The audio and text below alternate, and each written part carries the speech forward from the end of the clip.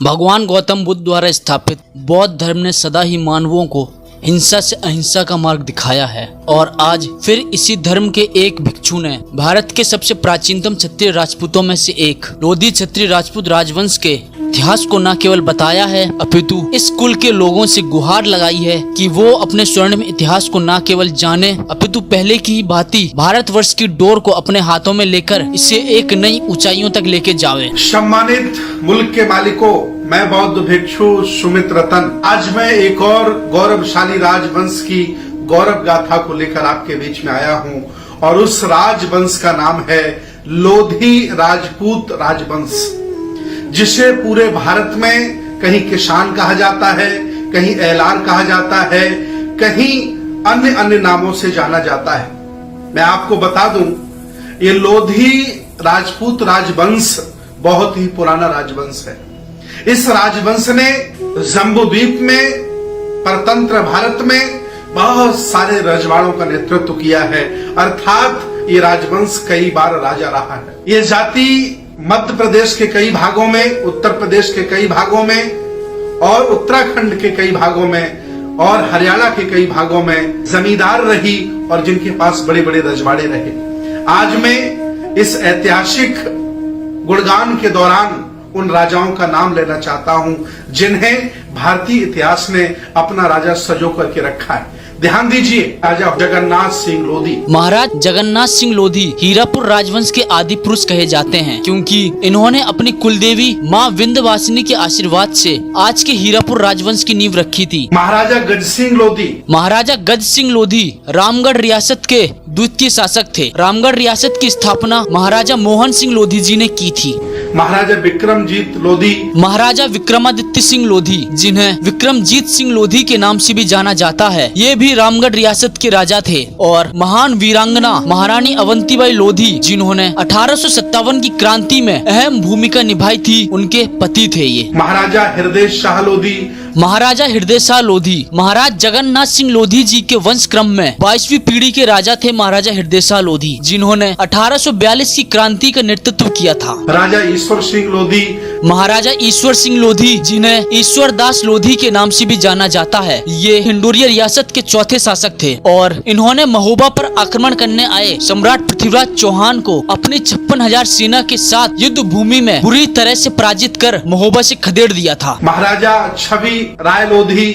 महाराजा छबीला राय लोधी, जिन्होंने सैयद बंधु, जो मुगल साम्राज्य के शक्तिशाली सेना नायक थे, उन्हें हराकर तथा उन दोनों में से एक भाई को मारकर फतेहगढ़ रियासत की नींव रखी थी। राजपूत रेजिमेंट, जिसका कार्यालय फतेहगढ़ में है, उसकी स्थापना भी महाराजा छबीला राय सिंह लोधी जी के शासन काल में ही हुई थी। उन्होंने ही इस रेजिमेंट को स्थापित करने के लिए फतेहगढ़ में जमीन दी थी अंग्रेजों को। अंग्रेजों ने लोधी राजपूतों की वीरता और रण कौशल को देखते हुए ही उनके लिए राजपूत रेजिमेंट बनाई थी। राजा ब्रह्म स्वरूप जी। महाराजा ब्रह्म स्वरूप लोधी, जो उज्जैन के राजा थे और उन्होंने अपने राज्य की सीमाओं को उत्तर में हिमालय और पश्चिम में सिंध तक फैला दिया था। इसी जीत के उपलक्ष्य में उन्होंने भारतवर्ष में लोधी संवत चलवाया था। ये तमाम वो लोग हैं जो इस देश भारत में अलग अलग भागों के बड़े बड़े जमींदार लोधी राजपूत परिवार के राजा रहे। ये जाति, ये राजवंश हमेशा अंधविश्वास पाखंड से मुक्त रहा। ये लोग हमेशा श्रमण परंपरा के लोग रहे।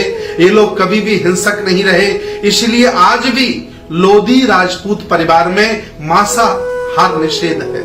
ये लोग पहले भी शाकाहारी थे, लगभग आज भी ज्यादातर शाकाहारी पाए जाते हैं। जैसा कि इतिहास बताता है कि ये लोग पहले राजा रजवाड़ों में हुआ करते थे, आजकल ये जानवर पालने में, खेती किसानी करने में ज्यादा रुचि दिखा रहे हैं। अर्थात वर्तमान में स्थापित लोगों ने उन्हें इस हाशिए पर धकेल दिया होगा, ऐसा कहा जा सकता है। इतना ही नहीं, इस राजवंश में महारानी अवंतीबाई लोधी पैदा हुई। कहा जाता है कि इन्होंने अंग्रेजों के साथ बहुत गजब का युद्ध लड़ा।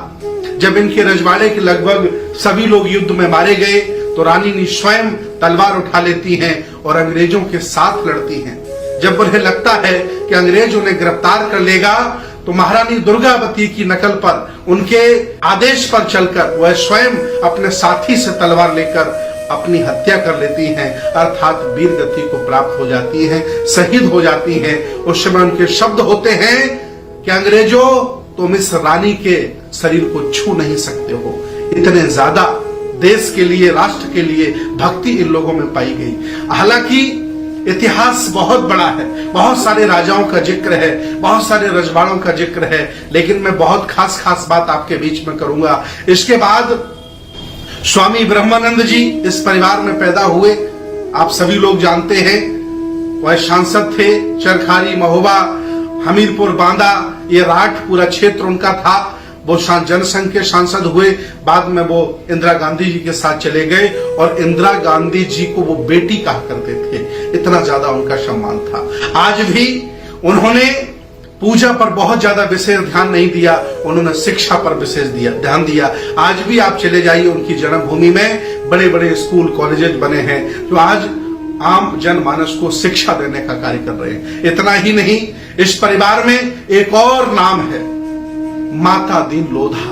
स्वतंत्रता संग्राम सेनानी माता दीन लोधा भारत की राजधानी दिल्ली के स्वतंत्रता सेनानी थे ये, और इन्होंने अजीमुल्ला खान जी द्वारा रचित भारत के प्रथम तिरंगा गीत को न केवल छपवाया था बल्कि उससे देश में प्रचारित भी किया था। अंग्रेजों ने उनकी इस घटना को देखते हुए 22 फरवरी 1858 को दिल्ली में फांसी दे दी थी। फांसी देने से पहले जब अंग्रेजों ने उनसे उनकी अंतिम इच्छा पूछी थी, तब उन्होंने अंग्रेजों से कहा था कि अंग्रेजों, हमारा भारत हमेशा के लिए छोड़ दो। ये जाति, ये वंश, ये खानदान, ये राज परिवार उत्तर प्रदेश में, मध्य प्रदेश में और कह सकते हैं कि हरियाणा में, उत्तराखंड में बहुतायत संख्या में ये लोग रहते हैं, इसलिए यहाँ ओबीसी में इनको जोड़ा जाता है। लेकिन ये राजवंश रहा।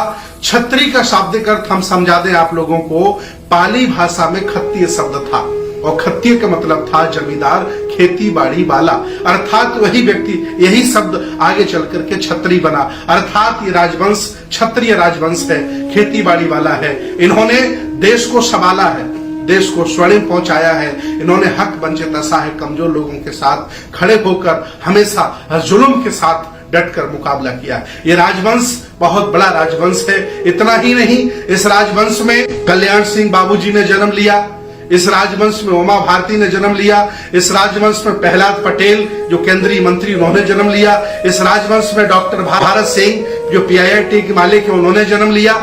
मैं पूछना चाहता हूं, जब देश आपने संभाला, देश को स्वर्णिम आपने बनाया, देश के लिए कुर्बानियां आपने दी, लेकिन आज मैं आपसे पूछना चाहता हूं, वर्तमान की संवैधानिक व्यवस्था में सुप्रीम कोर्ट में जज कितने हैं आपके, हाई कोर्ट में जज कितने हैं आपके, राज्यपाल कितने आपके, दूतावास में आप लोग कितने हो, मुख्यमंत्री कितनी बार बनने का आपको मौका मिला। इवन अयोध्या में राम मंदिर का जो न्यास बना है, जिसे हम ट्रस्ट कहते हैं, उस ट्रस्ट में आखिर आपको सदस्य क्यों नहीं बनाया गया है, मैं आपसे पूछना चाहता हूं। आज अगर ये परिवार, ये राजवंश, ये ऐतिहासिक राजवंश आज भी अपने पुरखों की यादों को ताजा करे, उनके पौरुष को पहचाने, तो आज भी मैं दावे के साथ कह सकता हूं कि लोधी राजवंश शासक बन सकता है और अपने सभी भाइयों को साथ लेकर अपने पुरखों की तरह ये शासक बन सकता है। लेकिन ऐसा देखने को नहीं मिलता है। लेकिन फिर भी ये लोग ईमानदार हैं, भले हैं, अच्छे हैं, बहादुर हैं। ये जहां हैं वहां ईमानदारी से लगे हैं। अगर ये खेती भी करते हैं तो ईमानदारी से खेती करते हैं, और जहां है ईमानदारी इनका आभूषण है, ईमानदारी इनकी पोशाक है। इनकी गिनती पूरे भारत में भले लोगों में की जाती है। हालांकि ये पुराने शासक थे, लेकिन मैं अपील करता हूं, ये बुद्ध का भारत, ये श्रमण भारत आज आपको पुकार रहा है। आओ एक बार फिर जागरूक होकर, इकट्ठा होकर, मैं आपको देश का शासक के रूप में देखना चाहता हूं, मैं आपको देश के मुख्यमंत्री के रूप में देखना चाहता हूं, मैं आपको बड़े बड़े पदों पर सुप्रीम कोर्ट में एज ए जज देखना चाहता हूं।